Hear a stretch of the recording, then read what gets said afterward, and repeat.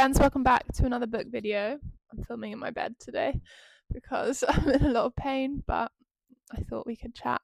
Had a few requests to talk about non-fiction books, and I have a couple of videos on my channel talking about a range of non-fiction books, which I will link somewhere, probably downstairs, it's easier.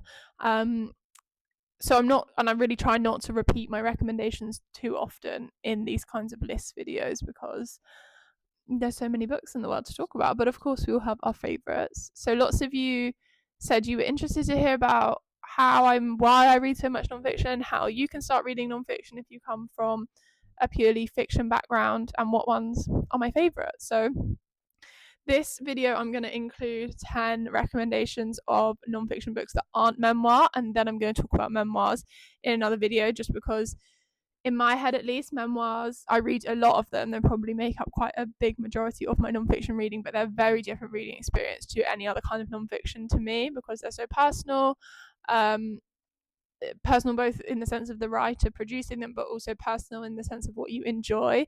And they also have a different kind of critical lens added to them because you are, in a sense, you're talking about someone's life, and you can critique the writing and the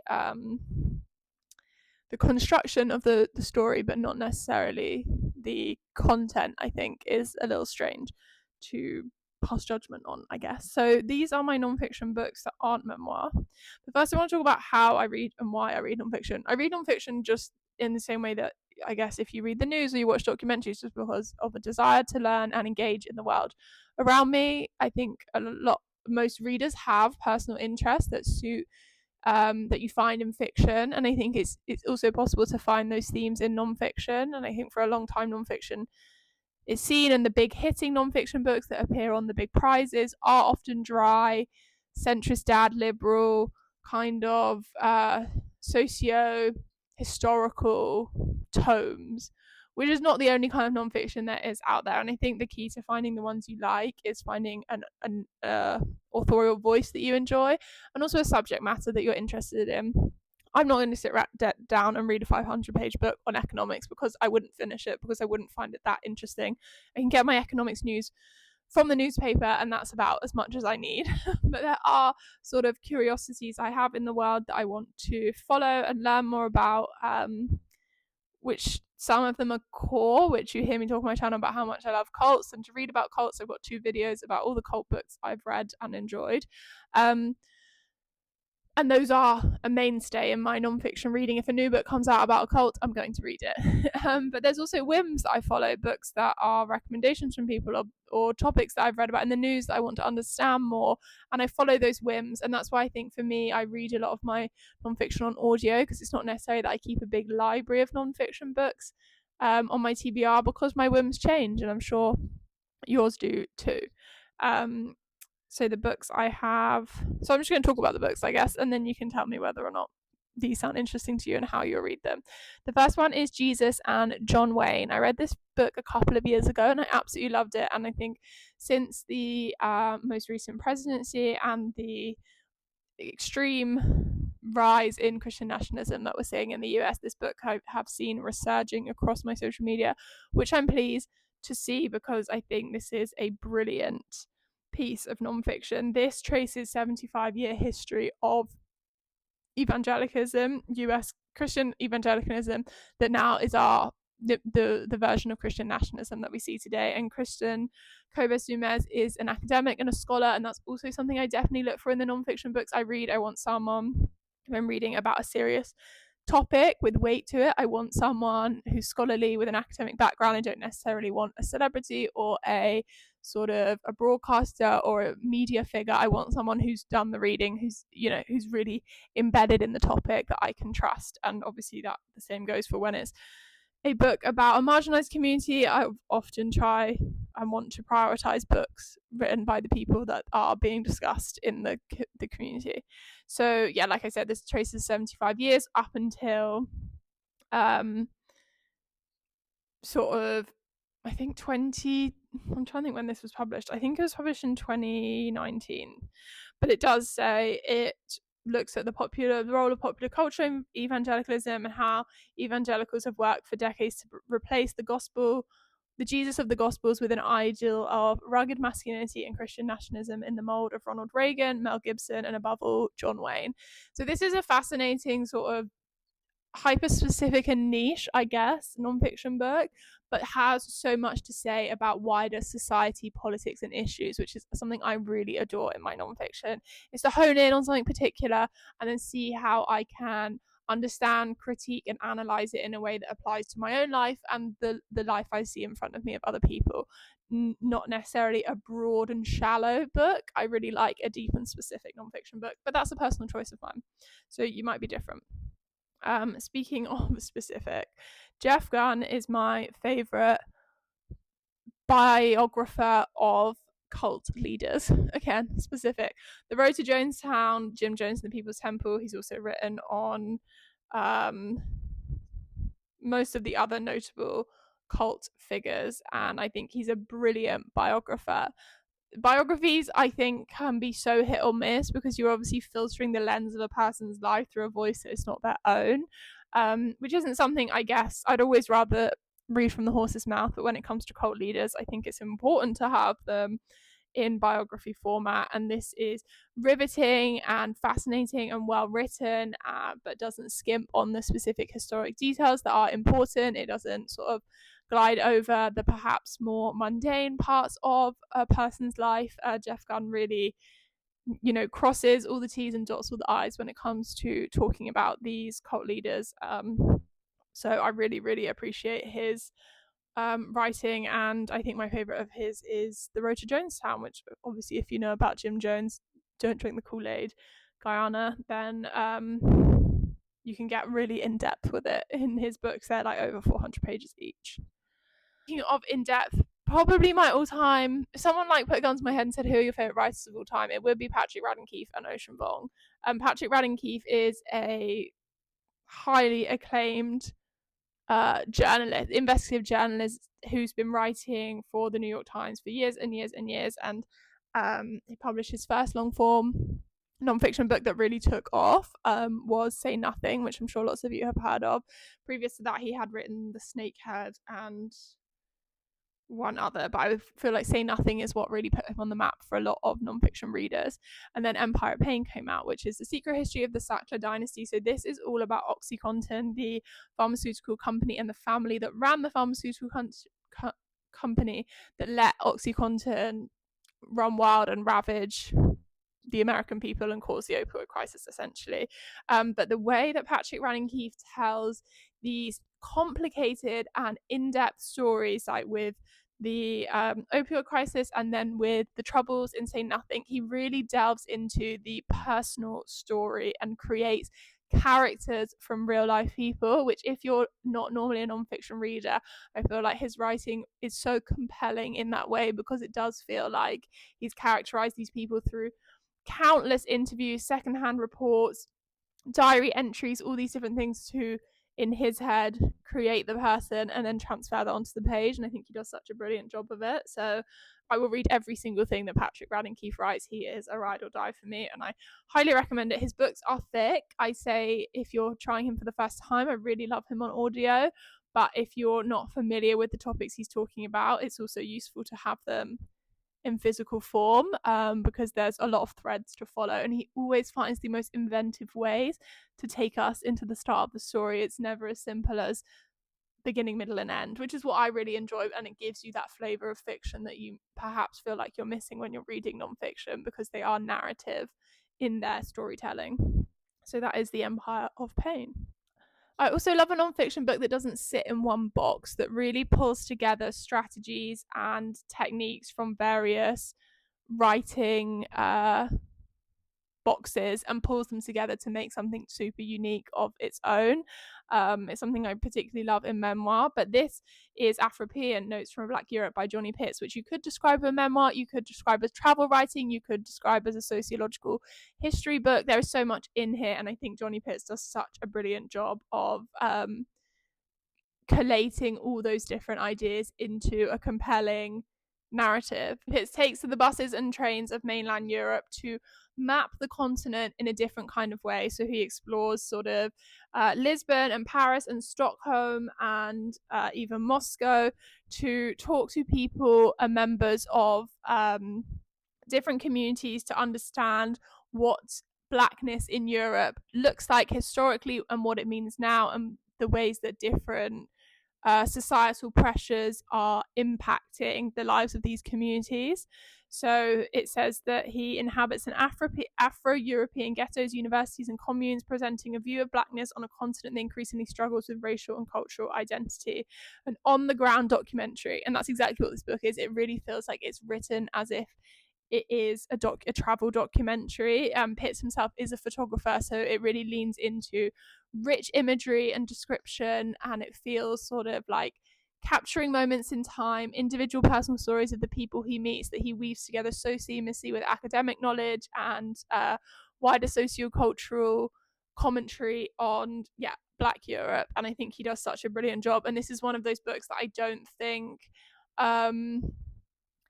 is specific to the time it was published. This was published in 2020. It won the Delac Prize, which is a brilliant British prize.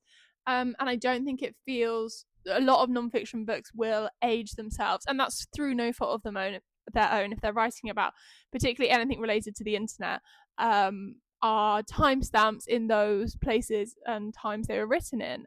But I think Afropan really stretches beyond that, even it being 5 years old. I think there's so much in here that it has to say. So I really loved that one.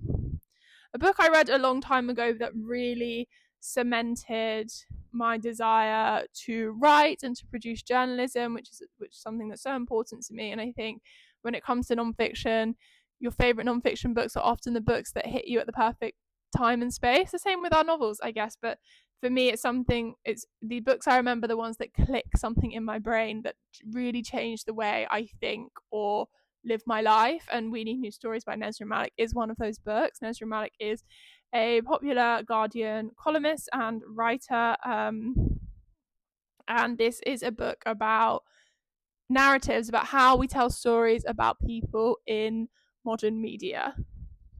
It says, it's become clear that the old frames of reference are not working, that narratives used for decades to stave off progressive causes are being exposed as falsehoods. 6 myths have taken hold. Ones which are at odds with our lived experience and our need for revision. Has freedom of speech become a cover for promoting prejudice?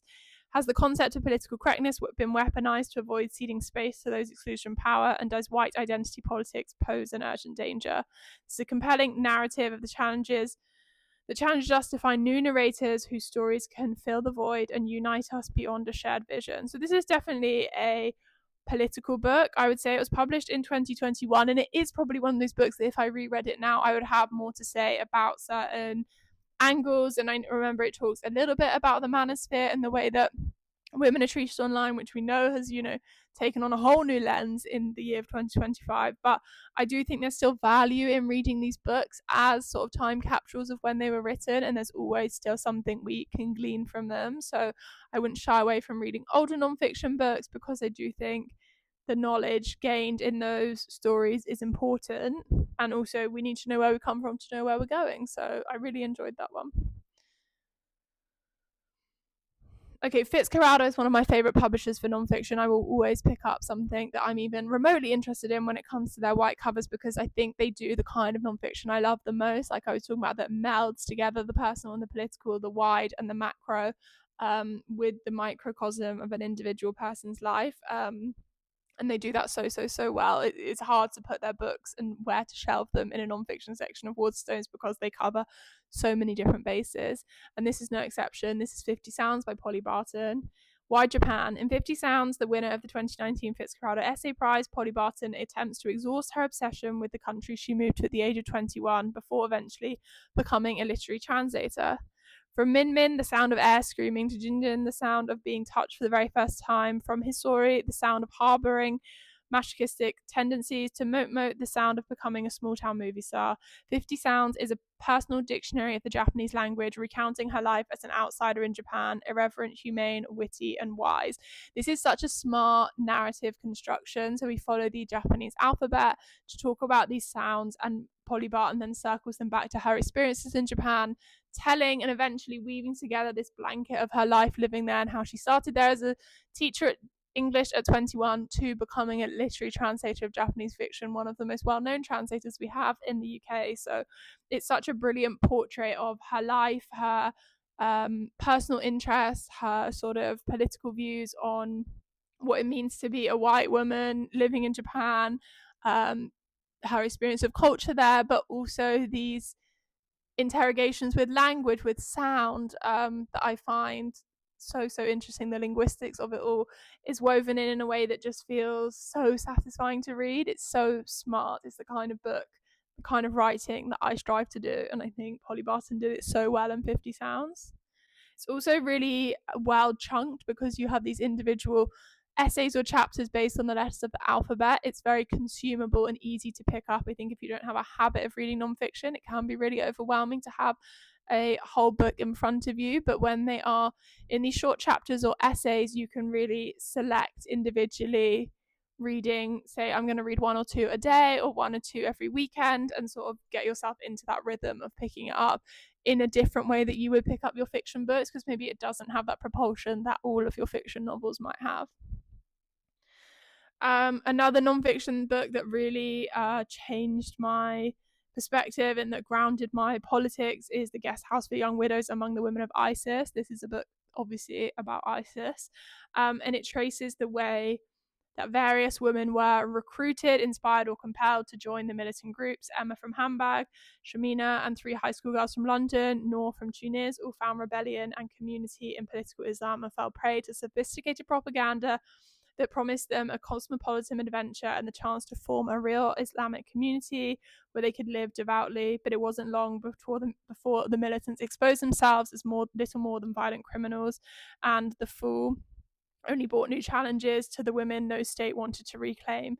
This book is so interesting and heartbreaking and fascinating, and I think what I really appreciate in a nonfiction book is when it's telling an alternative story to the one that we are seeing in the mainstream press at the time on a topic, a hot button topic, so to speak, like the women of ISIS. I read this at the time where we had a big news story in the UK about a quote unquote ISIS bride returning to the UK, her passport being taken away, the idea of statelessness.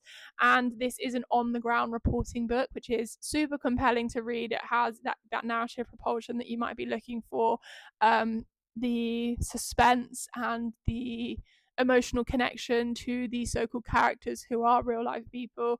And I commend the reporting in this book a lot, and I think that's what I really look out for when I'm looking for nonfiction book, is people that are committed to reporting and interviewing and sort of embedding themselves in the stories they're trying to tell.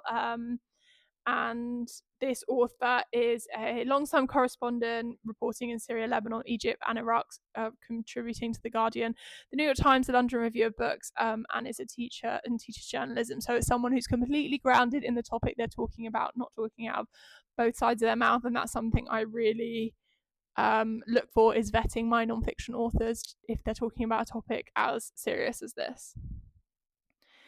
Another way that you can consume nonfiction, which I really enjoy and don't do enough, is graphic nonfiction, graphic memoir, or graphic storytelling. This is Persepolis, which is arguably the most famous piece of graphic nonfiction we have. But it's so brilliant, and I read it and give it to so many people. If you use Everand or any other sort of ebook app that you can access on your laptop or if you have a tablet, it's so easy to read these kind of books that are essentially comic strip stories illustrating a particular topic. There's a great series called The Graphic History Of, which has loads of different ones that tell sort of insights into political history or academic sort of theories that are talked about in a really bite-sized way, which I really enjoyed. But if you were going to ask me my favourite nonfiction graphic book, it would be Persepolis, which I guess this is technically a memoir, so perhaps it should be in my other one, but just wanted to talk about them more widely here. So this follows our author as she is growing up in Iran during and after the Islamic Revolution. So this memoir and comic strip is talking about her life as a young child, what she sees her parents doing, her eventual sort of immigration and move, and circling back to her home, and what it means to be a woman, talk of feminism and sexism, and misogyny in the culture and the environment she grew up in. And it's funny and witty and super compelling for I never thought I would really enjoy a graphic book until I read Persepolis. So I highly recommend giving it a go, or even just looking up the artwork, because it is a very sort of like potato chippy book where you just keep flicking and flicking, and eventually you've read a whole story and learned so much about the Iranian Revolution. Another non-fiction book also set in the Middle East that has really stuck with me is Black Wave, Saudi Arabia, Iran, and the 40-year rivalry that unraveled culture, religion, and collective memory in the Middle East. That is a really long byline, and similar to the other books I've talked about, this is by Kim Gassas, who is an international affairs reporter for the BBC, has been there for a number of years, and also at the Financial Times. So again, a well-vetted and notable public broadcaster, historian, and reporter for this topic. But I really enjoyed the way Black Wave dealt with this modern history, because it looked at a range of countries within one book. So I wasn't reading necessarily a deep 500-page history of one place, which can be quite overwhelming. But this looks at all the different geopolitical connections between the places, and it does tell stories of communities throughout that. So, like, for example, it says, most Americans assume extremism, Sunni Shia antagonism, and anti-Americanism have always existed in the Middle East, but prior to 1979, Saudi Arabia and Iran were allies. It was only after that year, a remarkable turning point, that Shia Iran and Sunni Saudi Arabia began to use religion as a tool in their competition for dominance in the region, igniting a culture war that led to the 1999 American invasion and the September 11 terrorist attacks, and eventually the rise of ISIS. This story shows how Saudi Arabia and Iran went from allies against the threat of communism in Russia, with major roles from the US in the anti-Soviet strategy, to mortal enemies that use religious conservatism and incite division and unrest, all the way from Egypt to Pakistan. So it does tell a historical story of the last 45 years, but it does also really invest and discuss from a more broad perspective how the implications in the Middle East impact Western countries. Like it says, most Americans assume these things, and it's trying to add nuance, I guess, to a story that we are told, which is something, again, I really appreciate, and what leads me down a lot of my nonfiction rabbit holes is looking for the deeper meaning and the deeper understanding in a topic or a subject that I don't seem to get from the one-note reporting we often see in the clickbait news world we live in. So that's Black Wave. And finally, another Fitzcarraldo book, which is again difficult to categorize, but does encapsulate elements of memoir, of reporting, of interviews, and is focused around a religious cult, which is one of the things I love to read about. It says, at what one point does faith turn into tyranny? In Emmanuel, McNaught explores his upbringing in the evangelical Christian community of Winchester, and as he moved away from the faith, a group of his church friends moved to the radical fringes, going to Nigeria to join a community of international disciples serving TB Joshua, a charismatic millionaire pastor who purported to have gifts of healing and prophecy, attracting crowds to his Lagos ministry, the synagogue of all nations. Years later, a number of these friends left with accounts of violence, sexual abuse, deprivation, and shaming. He connects with his old friends to realize the journey of their cult-like community was directly connected to the teaching and the tendencies of the church of their childhood. He speaks to them, and it awakes a yearning for this church that despises everything he couldn't shake off. Was it possible to find community and connection without dogma and tribalism, blending essay, memoir, and reporting, a debut about community, doubt, and the place in faith? So particularly notable to read now, even though it was published a few years ago, as we see the uptick in organized religion, particularly members of the Gen Z community, statistics have shown, are joining religion. And I really like the way in this book he interviews his friends in real time, and we get that peek behind the curtain of what it's like to write and produce a book like this, something I really enjoy to see in my nonfiction. But at the same time, he's doing his due diligence by reporting on these various people, not just taking his friend's word for it, sort of exploring the wider reportage. And the reason why this book came around to me was because took my interest because I have read in the news about TB Joshua, a story was appearing, and that clicked in my head. And then it was sort of a serendipitous moment when the publicist from Fitzcarraldo emailed me to say, would you like to read this? And I thought, yeah, I just heard his name in the news the other day. So sometimes it is those coincidences that make nonfiction books appeal to you. But I really, really enjoyed Emmanuel. And it's my perfect sweet spot of nonfiction, of like personal, when the author really embeds themselves in the story and you get those feelings and descriptions of what it's like to produce the work, as well as the wider reportage and due diligence on the subject they're writing about. I hope all of these rambles made sense to you about books that I'm reading and have loved in nonfiction. I would love to hear how you find your nonfiction, what type of nonfiction you like, your favourite ones you've read recently. These, like I say, are just a selection. I have other videos about other nonfiction I've really loved as well. And if you watch my radar videos, I talk about it there.